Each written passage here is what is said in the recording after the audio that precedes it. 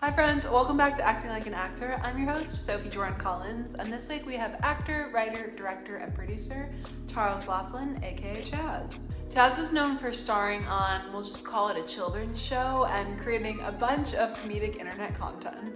But over the last couple of years, he's actually doubled down a lot on creating his own projects, directing, producing, and writing things that actually push him forward in his career and what he wants for it. So we chat about how to know when it's time to pivot in your career, how fame and money actually mean nothing at the end of the day, and you'll get a sneak peek into Chaz's 5 ways people become famous. Which genuinely, the minute he told me this, I was like, I need you on my podcast and I need you to explain it because it makes so much sense. We actually recorded this episode in July, so take anything like timing-wise with a grain of salt, but it's still a great episode, and as we head into this new year, it's a great time to stop and make sure that what you're doing is actually what you want to be doing. As creatives, we can definitely go, but sometimes it's super important to take a step back and ask yourself if you're even enjoying what you're doing. So, let's go. Are you rich? Are you famous? What have you been on? I don't really recognize you, and neither does my mom. Can you laugh? Can you cry on command? I mean, you said you were an actor, man. What's your backup plan? Is it shattered? Dude, I'm just acting like an actor. What is the best piece of advice you've ever been given? In regards to what? Because it's different advice for different things. Can we do life in general to start? Sure, life in general. My brother, he's a pastor, and he always tells me, if you don't know what to do, just ask. Just pray about it, and then the answer will it'll be given to you. So yeah, if you don't know what to do, just pray. I think that's been real, I find more and more true the older I get. Yeah. No, I love that. And then what would be the best, business industry advice you've ever been given? Okay. This is actually the first piece of advice that sticks out to me, and it was when I first moved here. My agent told me, when you walk into a room, do you know what the difference, I'll back it up. Do you know what the difference between an actor and a star is? Tell us, Chaz. The difference is that everybody wants to fuck a star. An actor just does a job. And so he said, when you walk into a room, you need to just walk in there and assume everybody wants to fuck you. And that'll give off the star power you're looking for. So I don't know if that's great advice, but I found it to be true. No, I like that. I've never heard that. Yeah. Can I ask you, do you want to be an actor or do you want to be a star? Ooh, I want to be a star actor. Okay. Both. Yeah. Because there are certainly stars, like social media stars. There's people who just want to be famous, right? And there's something to it. There's definitely leverage to having a big brand, like being a star name, because then you can do any project you want. You can get tiny indie films greenlit. You can get huge studio films greenlit, but you need star power to do it. So yeah, I would like to be both. And actor. And hopefully doing it at a high level. Mm-hmm. That's the goal. A star actor. I love that. You touched on star power, and that's something I want to ask you about, because I feel like if you look at your history over the past couple of years, you were kind of on more of the influencer-y type path, you know what I mean? You were building a good following, and you were really diving into that with your skits and your YouTube and your TikTok, and I feel like this past year or so you've stepped away from that, and I know that was kind of intentional, correct? It was, yeah, Based on absolutely conversations intentional. you've had. Can you talk to us a little bit about why you decided to kind of step away from that world even though you were seeing success? Yeah, no, that's a good question. Well, the reason I stepped away is because I didn't like it. Even though I studied it and I understood it, and the reason I understood it was because I just kind of ran into people who knew it really well and were doing it at a very high level and still are doing it at a very high level. There's a lot of crossover between acting and influencers. Yeah. There are. And I had met a couple in an acting class, and then they liked me, we became friends, and I happened to learn from them. That's just how I learned everything, and it seemed like a good opportunity, and it was. Mm-hmm. I learned a lot, and it seemed like a good way to make I mean, gobs of money. They make so much money. And part of the problem of living in a city like Los Angeles is you need money. So for me, it was like, oh, maybe this can be something I can do for extra money. And I was making a bit of money at it. Not enough to like change my life. And I think that's just because I never really liked doing it. I didn't like the social media thing. And yes, there were advantages to it. Like people were offering me different jobs, but it was jobs that I didn't want to do. It was more of the same. And I was treating it as a means to an end. And I think that's why my success was limited. Even though I did have like a modicum of success doing it, I didn't like it. And part of the thing is with social media is like, as you know, it's about the consistent, like, oh, we got to do it every week. And especially with something like skits, where that is really like a short film. It's a whole thing. You have to write it, and hopefully it has to be good. And you just have to do it and get it done and just kind of spit them out. And you got to really do like 50 before you get any sort of momentum, or at least mentally prepare for 50. So for those reasons, I stopped. And also there's a branding thing that comes with that. Because people, they don't really have imaginations to see the depth of who we are. And that's why we have brands. Just to be like, oh, this is what I am and this is what I do. So for me, I realized that I was also being known to my actor friends, like, oh, I'm like, oh, the influencer guy. And to the influencer friends, I was like the actor guy. So it felt like I kind of belonged in neither world. And I think to the fans, I was like the influencer guy until probably the He Who Shall Not Be Named. Then I think people saw me more as an actor, even though I was doing a little bit more, but because it was like more acting and less like the skits and stuff. So I think and I stepped away this last year intentionally to give my brand a chance to breathe, because I think you got to do that. To redefine the brand, you have to kind of let the old one die. Kind of like, you ever see Matthew McConaughey when he talks about like not doing the rom-coms and turning down the big money, and then he had to let that brand die before he could go into his next one. That's kind of how I saw it and why I chose to step away.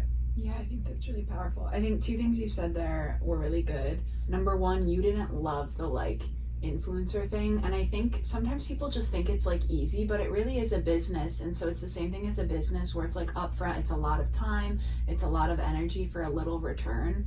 And then even so, you're still making an investment to where it's like you don't know that anything is going to come of that. I do believe with you, like something, you know, eventually could have, but if you don't love it enough to go through that hard period, and I think that's really important to realize.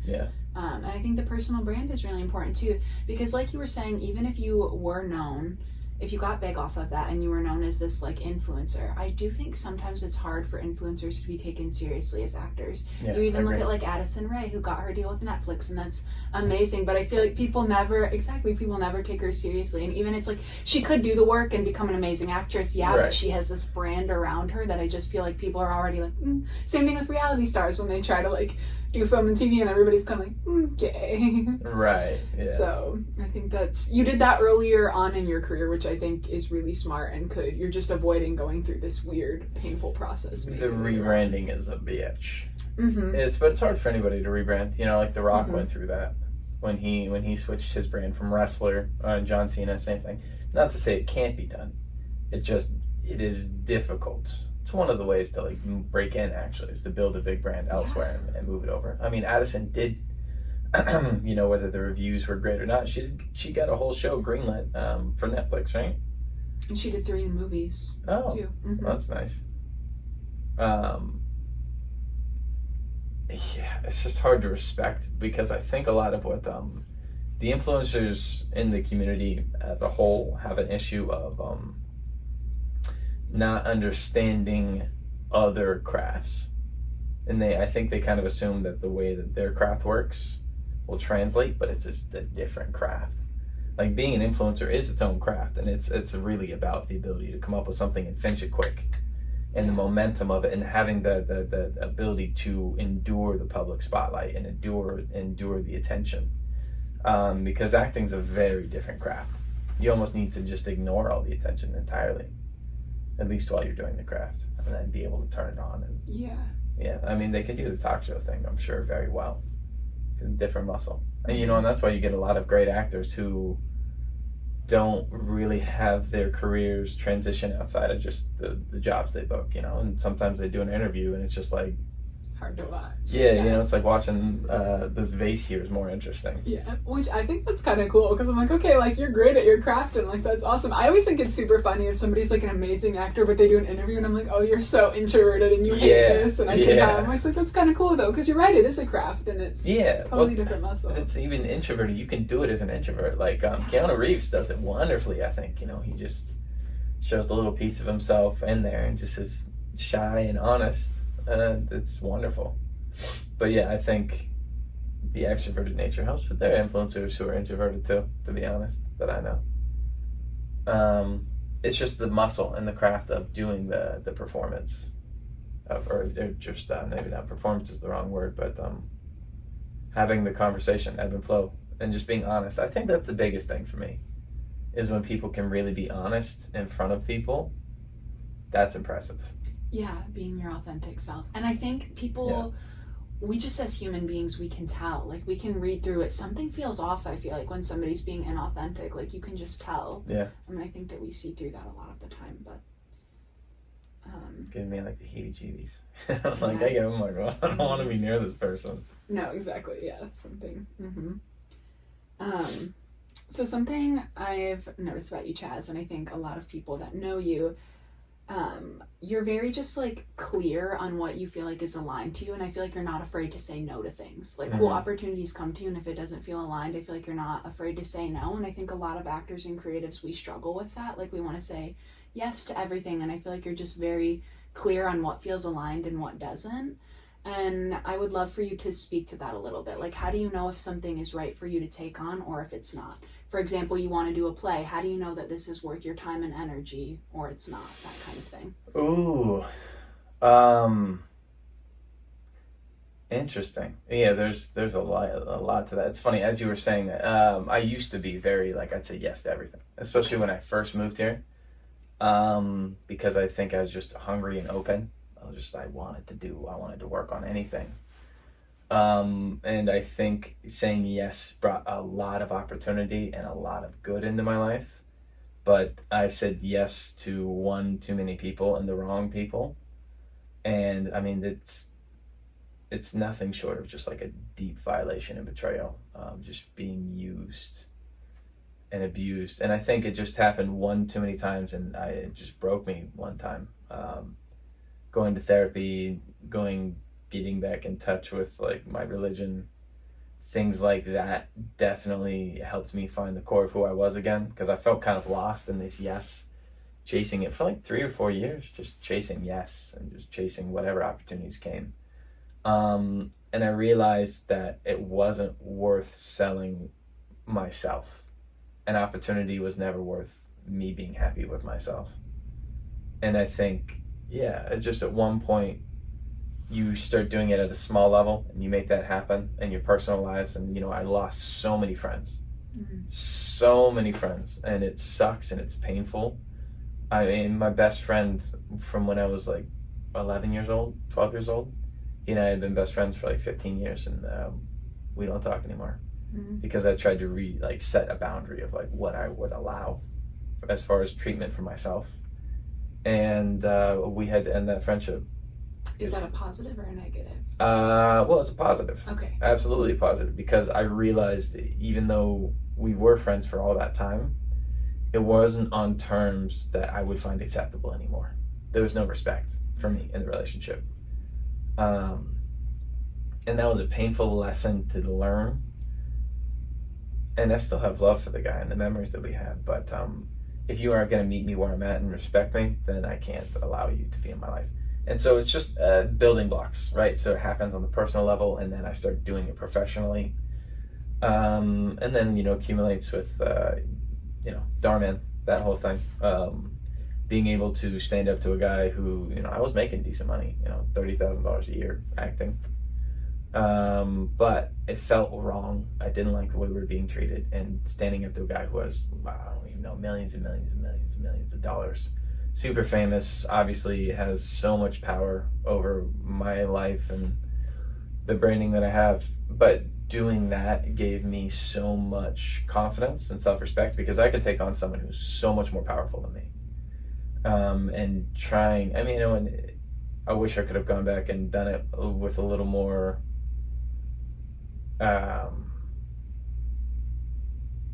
unity with everybody. But you live and you learn. I think what it is just you, through a series of building at the smallest level and building up to the highest level of what, like, because it cost me a lot. It cost me a good chunk of like what my career was, and like, you know, like I said, my entire income and my entire fan base, you know, was based off of like the show that I did with him, but he wasn't treating us properly. So I think at that point, once I got standing up to him, then it becomes so easy to just say no to anything else, you know, because like, oh, this job isn't my entire livelihood, or like half my friends, you know, still work for the guy type thing. So like the stakes become so much easier to say no to because it's just a job.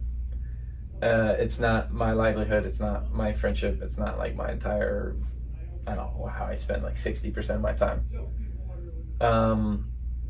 Yeah, so it's just practice, patience, and learning. And then you just trust your gut and your heart. And then get really clear on what your values are and just take time to define them. Mm-hmm. And for me, praying is always another good answer too. If I don't know whether I should or shouldn't take a job, I pray about it. Or if it makes me feel wrong in my gut, anything that compromises me morally, instantly no. Because my soul's never for sale. That is something I can't sell. And that's that. I mean, and you just got to know, it's like you just got to sit and ask yourself, am I afraid of this? Why am I uncomfortable with it? And then you just ask and you get an answer. Almost always, you just need to know how to ask the question. And yeah, as soon as I find out why I'm uncomfortable with it, and then it's like, okay, is this something I can live without? There's the logic of it, but it's also just emotional logic. I know that seems contradictory, but to me, it's like, am I uncomfortable because I don't know, because I'm gonna look stupid, right? Like when it comes to the play, I've never written a play, I've never directed a play, and I haven't acted in a play since like, and officially I did like a college play thing for like, oh, don't sexually assault people type thing. But I hadn't done a play since like 7th grade.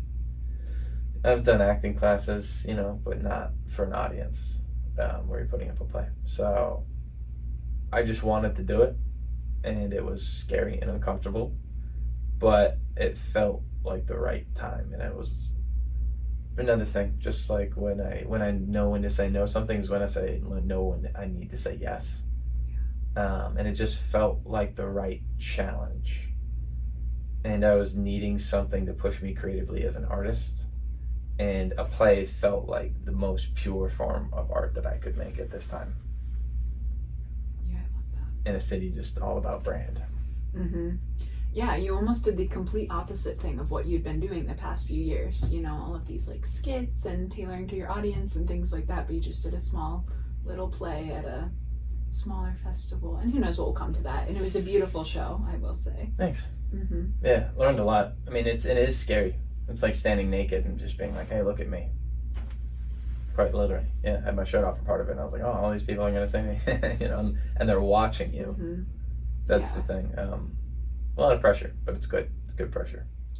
I would be curious, when you were writing that, what was your process for writing Broken Unions? And what is your process when you write in general? Are you one of those people who like sits down for like 10 hours, the ideas are just flowing? Do you take it little by little? Do you only write when inspired? Is it more of a discipline? How do you approach that stuff?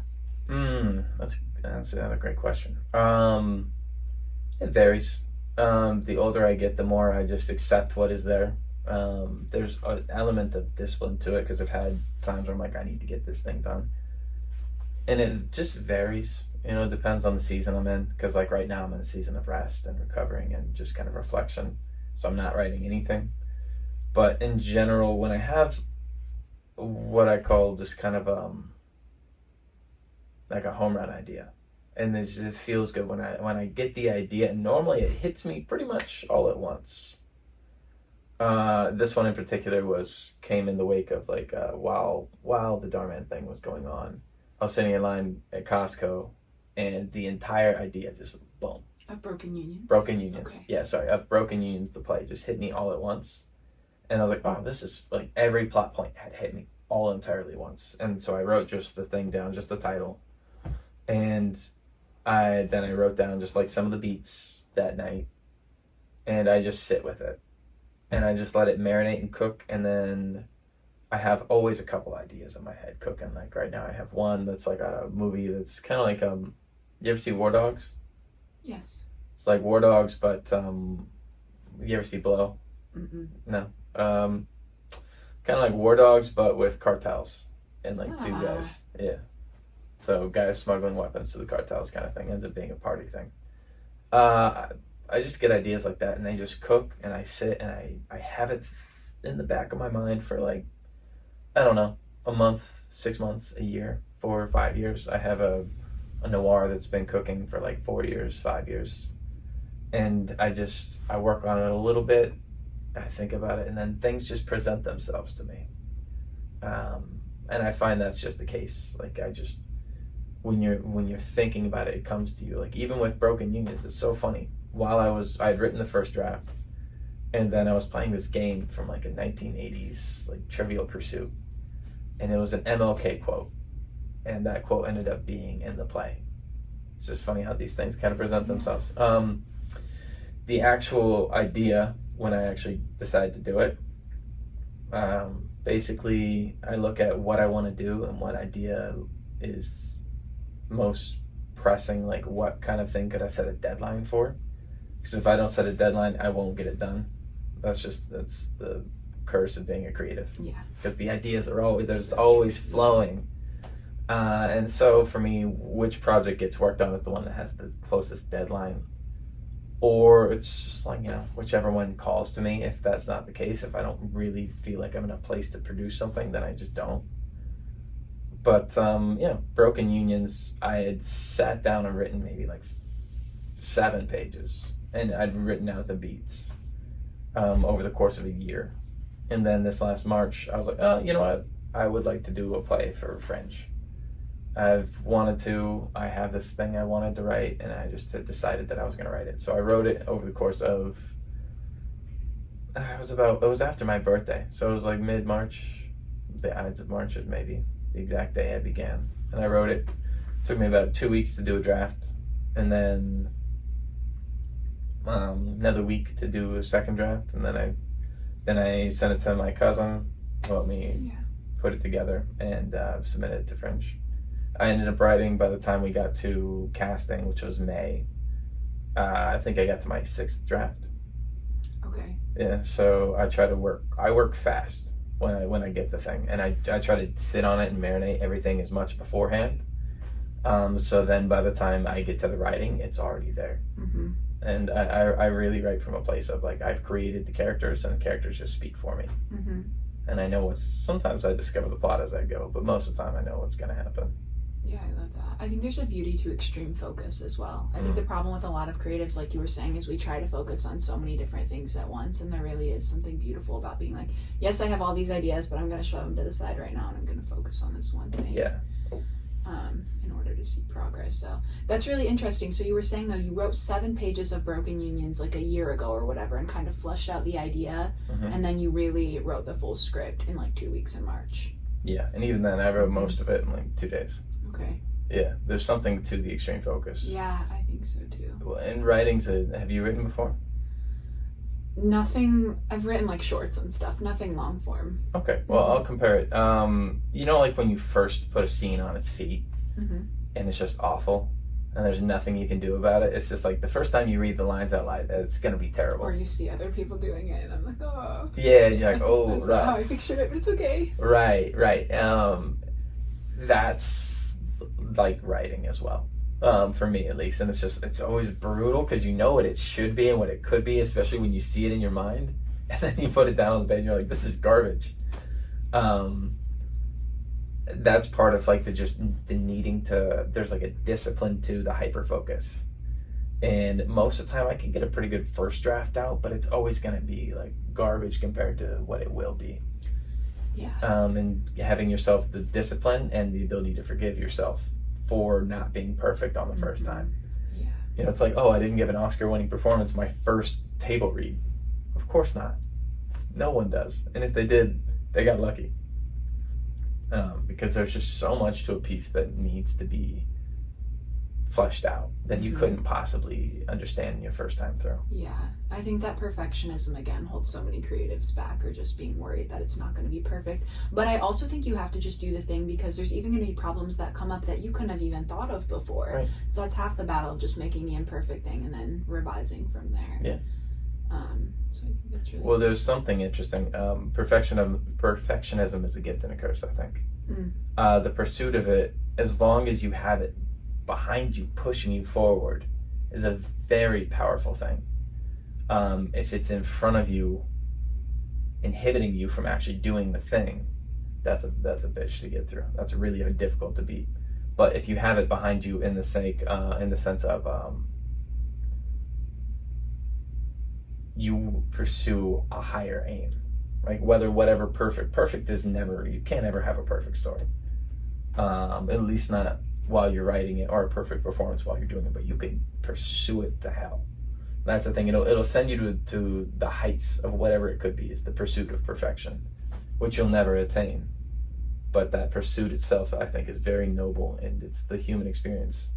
Because that's truly what we're all doing at a grander scale. And the story is just boiling that down to a microcosm of what type of pursuit of perfection. Yeah. Does that make sense? It does, yeah. You won't reach perfection, but you'll get somewhere if you aim for perfection.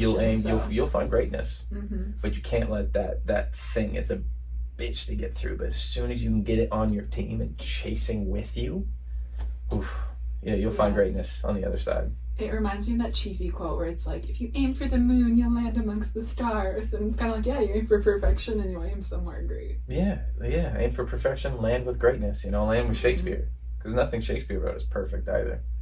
But no, it doesn't matter. And especially, if he was a real person and he was here today, I'm sure he'd tell you, oh yeah, this line here. For sure. Yeah, it's interesting. I'm just curious, do you feel like Broken Unions is like wrapped up, done, or do you think you might take that sort of concept and turn it into something else? Oh, I think the story itself is pretty good. A story about betrayal.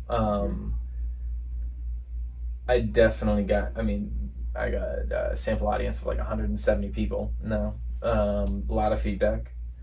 I learned a lot, so that stuff will always carry with me. But is the story done? No. I think I need to write a first act and a third act, and this is probably just the second act. I see. Yeah. It's just also cheaper to do. Yes. As a one location type thing. The first and the third act, I could probably do the third act and do it like a 2-act, and then the first act would be like the Wolf of Wall Street, Julius Caesar type thing. Love it. Which would be fun. What was something that you learned what was your biggest takeaway from the whole process of doing the play? Greatest lesson from the play.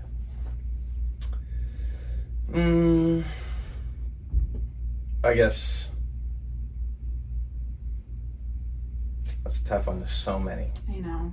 Do you want to fire off some? Yeah, I'll do my best. I know I'm kind of long-winded today. I don't know why. It's just no. This is good. It makes you a great podcast guest. Oh, cool.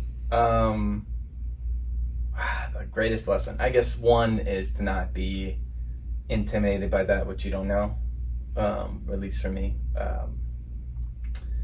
because like I said, I had never done most of the things for the play, but I had enough confidence because I knew I put in the work and I would put in the work. Yeah. Not only that, but I also knew that the people that I would cast, the first expectation I put on them is that I would expect everybody to work just as hard as I am. Well, I didn't quite say that, but no. What I told everybody is day one is I want this to be treated like this is a Tony Award-winning play, right? Because we have my cousin who's a Tony-nominated producer. We need to respect that, because I can't have him see this and then just be like a farce of a thing. So I set that expectation right from the get, and I think that really was awesome for everybody. And I guess there's a lesson that I've learned before, but I guess I relearned it this time, is the quality of work will rise to whatever expectations you give it. And that's true for any script. I learned that, I learned that back in an acting class, and I brought it to these scripts that we get, because most of the work we get is just garbage. But I started, instead of resenting that I was, doing this garbage, I looked at it. And every time I got a script, I'm like, this is an Oscar-winning script. This is amazing that I get the opportunity to work on this. And the level of work which I was able to put out definitely increased by a factor of 2, if you can quantify how good it was. But to have that reaffirmed and on every level, definitely just a confidence in knowing that I can do it. And it's not as hard as I think. It's just like with any little thing. Yeah. There's going to be a problem in front of you, and you just try to solve it, whether that's catering or acting or producing or having a family. I feel really confident to take on anything, and I guess I just you can really do anything you set your mind to. I know that's cliche, but no, I love that though. I think too, it's easy to get comfortable as a creative, and I think you did something that makes you really uncomfortable, especially because you've made films, you've acted, you've done so much at this point that you really kind of did, I feel like, one of the only creative endeavors you hadn't done before. Yeah, at least in the acting world, yeah. Storytelling, yeah. Yeah. It's really cool. Yeah, take the leap. That's another one. Take a leap of faith. Yeah. And do that for yourself. That was, I guess, a big, probably the biggest lesson that I've learned, and I think everybody learned on that one. Yeah. I think the expectation thing is really powerful too, because like you were saying, it's so true when you're at a certain point in your acting career. It's literally like every script you get to audition with or whatever, it's like, oh my god, trash. I can only do one more vertical soap opera before I just rip my hair out of my head. Yeah. But you're right, setting that expectation, and like doing this play, it's for Fringe, which is a smaller festival, whatever. You could have just been like, I'm just doing my first play, like I'm gonna just shoot my shot and not make it. But you guys really did all put in the effort, and thanks. I'm glad that came out. I also, this was just my producer brain, but there was a lot of moving pieces in this play. There was a lot of action and things like that, which I thought I always love that as an actor, because I think for me, doing some sort of action or some sort of movement always helps me. I think there's something so weird when you're just standing there talking. Yeah. So I loved that you guys did that.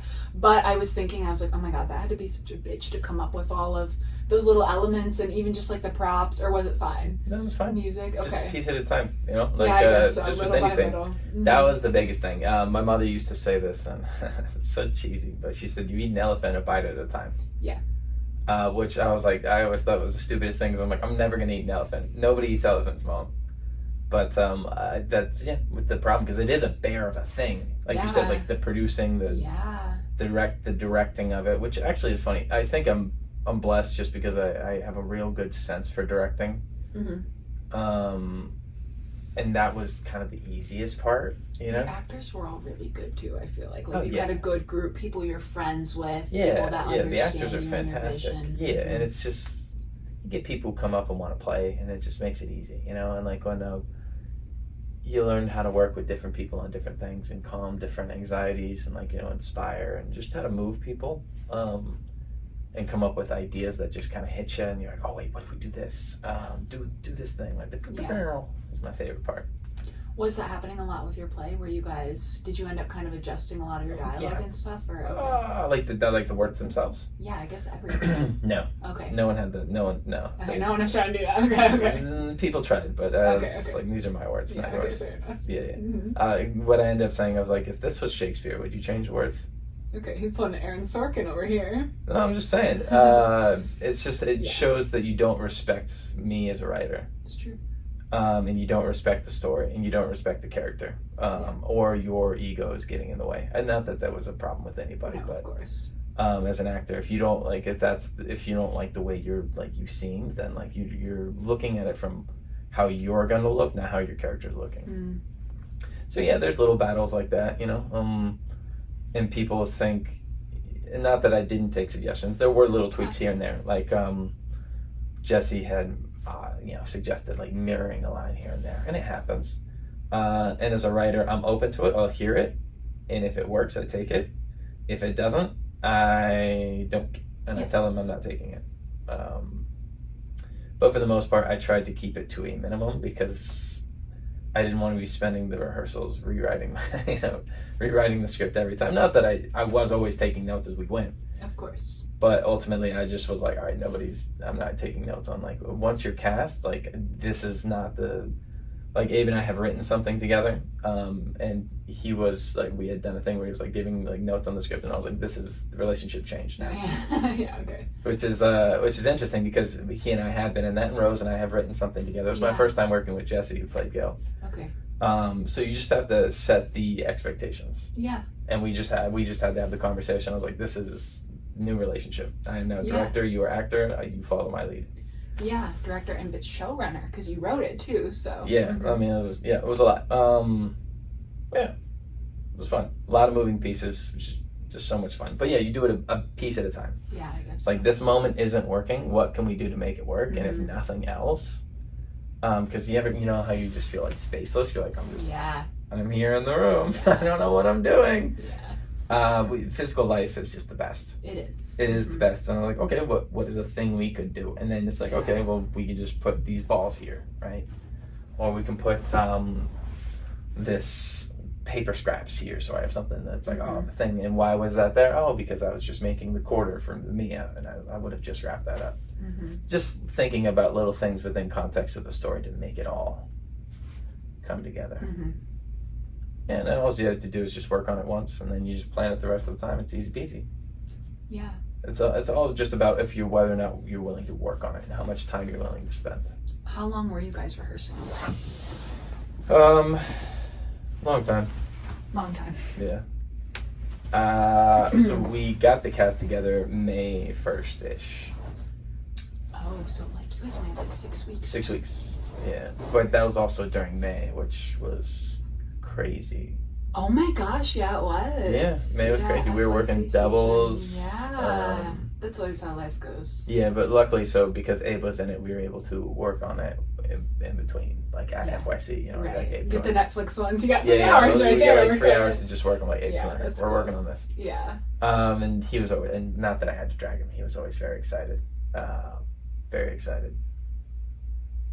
Yeah, it was a lot of work. We first did like one rehearsal a week later just to let people memorize, and then it was like 2 rehearsals the next week, and then it was like 4, and then it was 4 again. So ultimately we had like 12 rehearsals ish, but everybody was also rehearsing on their own too. Like Abe and I were, and then Rose and Jesse, and then me and Rose were rehearsing. So anytime I could, I was working on it. Yeah. Yeah, pretty much every waking hour, especially for me as a director, producer, all that. No, I'm sure. Yeah, I'm exhausted. Thinking through all the elements. Yeah. Okay, so I would be curious, now that this play has wrapped up, you're kind of marinating on your creative endeavor. How do you deal with that stuff after you wrap up a creative project? How are you filling your cup up again? How are you processing it? What kind of things have you been doing these last few weeks? Yeah, it's funny. I've just felt kind of aimless a little bit, because pretty much since March I had this thing that I was doing, and I'm weird, like I can work, like put aside, push everything away, and put off all my needs. Like I cannot sleep, I can barely eat, I can just not rest. But once the thing happened, I think I'm now paying the price for a lot of the lack of rest. I didn't do anything for a week. I haven't talked to anybody. Especially because I'm pretty introverted. So every time after the show, you're like, oh yeah, hey, talking to everybody, hanging out with everybody, and you're like trying to give attention equally to 50 people who all want to tell you something. I was cooked. I'm still cooked. So as far as what's next and how do I fill my cup up, I don't know. Yeah, okay. I'm just giving myself the space to just kind of break down a little bit and just be like a giant piece of shit. I love that though. You need a minute to like veg out. That's good. Yeah. Because like you were saying, you've been so on for so long. Yeah. And even like you were saying, you guys were also working in this time too, so you have to be on for work, and then you're also doing this creative endeavor. Yeah. That's the life of a creative. You can't be on all the time. No. So. Well, and especially because last month doing the play, I turned down most of the work that I could have gotten And so I've had to work a little bit in between, so Yeah. that's pushing the thing. Like I'm working tonight. Yeah. It just keeps kicking the can down the road of just resting. But I'm starting to feel like a human again. And what comes next, I don't know. But I do probably want to write something. I'm always auditioning, of course. But that, I mean, you know, roles, good roles especially, are few and far between. Yeah, it's been like a month since I got like a network thing. Yesterday I got an audition for a Netflix show. I'm like, fuck yeah, I'm so excited. I Yeah. opened the scene. It's a chick getting fingered. That was the That's whole nice. scene. Yeah, I was like, I That's don't do lovely. that stuff. So I was like, well, this is great. Thank you so Yeah. much, Terry, to my agent. But I was like, this is just quality work we're getting out here. Well, the TV Um, stuff is generally rough. It is. I, Yeah. I always prefer movies. I Mhm. think just because I think there's a little more thought that goes into them. Yeah. Kind of like a play. That's when I think I'm hooked. Yeah, yeah, it's tough. I think I've just stopped submitting and for anything I don't like. Yeah. And I told my manager, and it's really nice. My manager came to the play. I just signed with them in March, and since then they've got me 2 really good auditions Since the play. since the play, which is nice. So there was like an actual benefit to it too. Yeah. But yeah, I'll probably just write something I care about. I might just direct this one. I might not do the whole shebang. 'Cause it's a lot. Yeah. We'll see.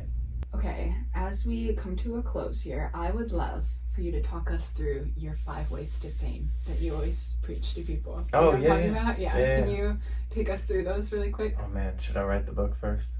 Oh, I know. Yeah, if you don't feel comfortable. If you want to give a preface, give it in. Well, because I had been doing this with people, and then somebody told me, it was like, you should write the book first and then do this, because you don't want somebody to before jack it. somebody steals it. I'll give you 3, Okay. and then I'll save the other 2. Yeah, Sure. the other 2 are a little, I mean, whatever. So the first one's obviously connections, right? I think there's 5 ways to break into the industry. First one's connections, just obvious, you know somebody, or somebody who knows somebody. That's how you do it. 2 is sexual connections, which is slightly different, or like, family connections, I guess is weird to put them in the same one, but if you're somebody's niece or nephew, I guess that might be more like connections. Sexual connections would be like marrying somebody.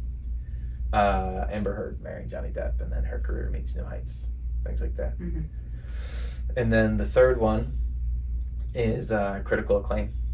Call Me By Your Name, Timothée Chalamet, put him on the map, that's a big one. Or Miles Teller in The Spectacular Now. Do you know that movie? Yeah. Or Miles Teller once again in Whiplash. Puts you on. You do a critically acclaimed movie. Mm-hmm. Alright, I'll do a 4th one. Build a big brand and move it over, because I already kind of hinted at that. That's true. Lady Gaga, a huge music career and then moves it over. Yeah. The Rock, huge wrestling career, moves it over. Will Smith, music, moves it over. There's a lot of crossover between music. Elvis tried to do it somewhat successfully. Never really made the full leap. Ariana Grande, the other way. She built an acting career, went to music. So it works. Just whatever lane you have, use it and then move it. Mm-hmm. Drake, same thing. Acting, music, Yeah. and then back to now he's producing and doing other things. I don't know. Yeah, so that's another way. I'll keep the other one in the pocket. The other one. The 5th one's a bonus one. Mm-hmm. Okay, Chaz, is there anything that you would like to say? Are there any questions you feel like people ask you a lot? Is there anything that you just feel like you would like to get off your chest? I don't know. I'm just happy to be here. Mm-hmm. Like I'm honored and excited to be a guest on the Acting Like an Actor's podcast. Is that's still the name, right? It is. With Sophie Collins. Uh-huh. Do you have any advice for young actors then? Man, I wanted to ask you some questions. Oh, I know I was okay, like, hit me with them. Okay. Do you have any advice for young actors? There we go. Turn your question I around. feel like I give my advice all the time on this Do you? podcast, but honestly, like my big advice, and this is fresh on my mind because we were just kind of talking about it, is like, I don't think anybody should really pursue this industry unless they have that core, like, I can't get rid of this inside of them. Like unless herpes. you have that, unless it literally like hurts and you can't imagine your life without acting and without creating, I don't think you should try to pursue it full time. I think, you can do anything and be a creative, and I think that's wonderful. Take acting classes outside of your job, whatever. But I think if you want to make this your whole living, make sure that you have that fire inside of your soul that you can't shake. That's my biggest advice, because it's just too hard otherwise. Yeah, a lot of crying. Yeah. I'm the same as you, though, and I even know people that love the craft, but that are like, yeah, I think about giving up all the time, but I've also never thought about giving up, because if I give it up, I give up myself. Creating is what makes me feel alive. There's nothing like it, no matter what it is, acting, writing, whatever. Yeah. But there's also one piece of advice I did get. I think there's like an agent that came in to do a talk one time in my acting class, and he was saying his number one piece of advice for actors is to have a good second job. Yeah. And that's how we met, is through the second job. I don't know if it's a good second job, but It is. It's the career of bartending or catering is like a second job. That can be a rough thing. But for me, I guess my definition of a good second job is that it does one of two things for you. It either builds you connections, right? Or it gets you a disproportionate amount of money for your time. Because it's like, it just can't just get you by. It needs to give you a disproportionate amount of money for your time. Because you need to maximize the amount of free time you have for your creativity, because you need to sit and marinate. You need to be able to do your own projects. And if you're just stuck doing this thing that's barely getting you by, you will not have the time, and it just won't happen unless you're extremely lucky. It's possible. But you need something that does one of the two. And if because if you aren't going to have time doing to make your own things or make enough money to have that disproportionate money for time, then the connections, you need to be building the connections, or your brand, right? It needs to be doing one of those two. If it's not your connections or your brand, that's important. No, I love that. That is really important. Because I think some people get by with doing something that barely gets them by, and they think it's enough, but it's not. Yeah, I think that's a lot of creatives get stuck into that. And that's why I think they all give up. The people who are like, oh man, I can't do it, because they're sinking money into these classes. Some classes are a scam. We all know that. There's so many scams out It's here. scam. It's dangerous, man, because it's a scam. It's like there's these predators lurking there. I've been in a class where there was a predator as a coach. I've heard other coaches are predators. It's brutal, absolutely brutal. You got to be smart. You got to be lucky. You got to be able to say no. You got to be able to say, get away from me. You got to be able to know that you have value and that nobody else can assign that value for you. Like, no coach is going to make you great. As much as they want you to think they will. It's dangerous. But at the end of the day, if you don't have that thing, then you will literally die. There's a healthy balance to it too. There is. Yeah, of course. But I just can't, I don't want to do anything else, because all I would do is I would just keep thinking and dreaming about doing the thing I'm doing. So I can't get rid of it. I got actor herpes. They're never going away. And if I try to put them away, they just flare up every 4 to 3 months, and I quit. I also quit every other job I have. Like, every job that I have that almost becomes stable, I quit because I hate it. Day jobs come and go. And then also, why do a lot of us creatives hate stability? I'm the same way. I feel like every time my life starts getting too consistent, I do something to fuck it up. I just can't handle consistency. I'm so used to the chaos of chaos. Or in investing, that's what I do. The second I can, I'm like, oh well, because it also stability is a trap, and it's a lie. It is. 100%. That's the thing, and I think I just see through the lie of it, and I'm like, when's the sword coming? When's the axe chopping me out? I know, even in corporate America, Wall Street, all of that. That could fall through any minute too. Any minute. And they'll do it with a smile on their face and the poison knife in your stomach. And they enjoy it. There's a lot of sick people in those power structures. A lot of sick people here too. People like power. I have a problem. I can't turn down a fight. Especially with when I identify a psychopath, because they've just taken advantage of me and really just run me to the ground. I like to let them know I see them. I really do. How do you go about that? I don't play nice. Okay. Because some people will play nice when they're like, oh, this is uncomfortable, but okay, I'll play nice. I won't. I will just be like, hey, why are you doing this? That was wrong. what you're doing here. This is what you're doing, and this is what you say, and these are the options you leave me. This is, and like, how do you not see this is another option? Why are you doing this? And then I'll be like, look, you either are this, or this, or you're ignorant. And if that's the case, then this is another option. Mm-hmm. But if you don't see that as an option and you want to play ball with me, I'll kick your ass. And I'll let everyone else know what you are. And you know, a lot of psychopaths don't care because they'll play the game and they know that that's a cost they'll have to pay, and that everyone else will probably be too afraid, depending on how powerful they are. Yeah. Right? But they probably don't get called out like that a lot, so I'm sure that's good for They them. hate me. They hate me when I do it. And that's a dangerous thing to do, but it's a lot of confidence.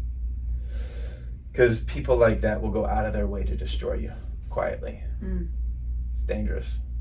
But I think it's more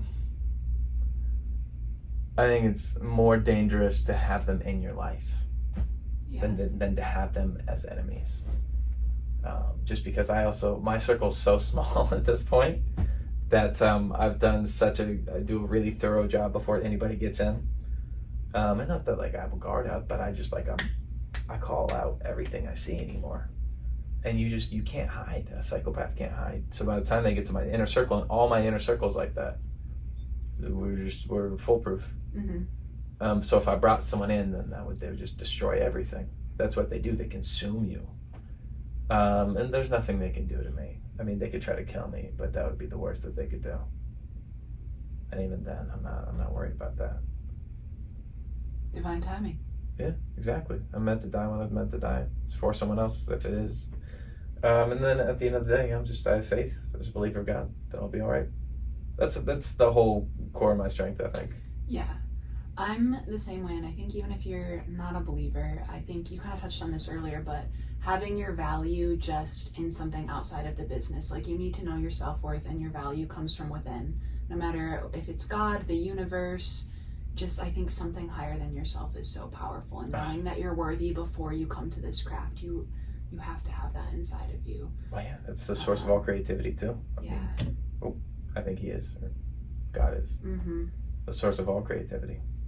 Yeah, find your worth and your value inside of yourself.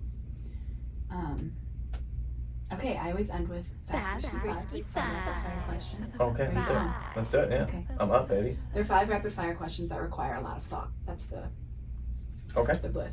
Favorite quote? Favorite quote? I don't think in quotes too much. Favorite saying? Ask not what you can do for your country. Ask not what your country can do for you. Ask what you can do for your country. All right, patriotic. That's Okay. JFK. Who doesn't love that? It's also what's in the play. What? Yeah, I remember that. Something in LA not a lot of people know about that you love. The people here are so much kinder than the world gives them credit for. Some of them. That's what I'm saying. Like the some of them, but the ones who are good. Some of the best people live here. Yeah. That's the thing. There's some terrible people who get drawn by it, but the best people can see through the terrible people, and like those people, terrible people exist everywhere. Yeah. But I think the people who can see the terrible people are in equal measure. Mm-hmm. So you get as many terrible people here as you get fantastic people who can see through it. Yeah. I would say I've met the best people in LA and the worst people in LA. Sure. Mm-hmm. Oh yeah. Favorite line in a movie or TV show? Oh man, it's gotta be something from Mad Men. I'm gonna butcher it. It's something like we all just live in some, and then somebody comes around and drops a bunch of rules on you.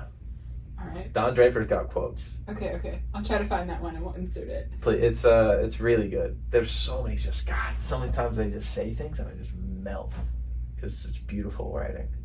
Mad Men's fantastic. Pickles, yay or nay? Yeah, for sure. I used to pickle my own stuff.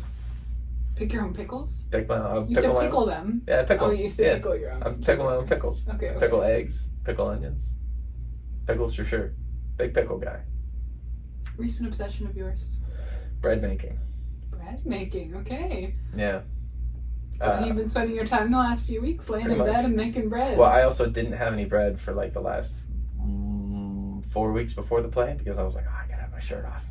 But now I'm making my bread again. Yeah. Gotta get your figure back. The dad bod's coming back. No, sourdough is my jam. Love a good sourdough. All right. Anything else you want to get out there? No, I think I definitely got on my soapbox. Challenge to the psychopaths. Yeah, we had a lot. That came out of nowhere. No, this is fun. Thanks for having me on here. Yeah, thanks for coming, Chaz. And we'll catch you guys next week. Bye, guys.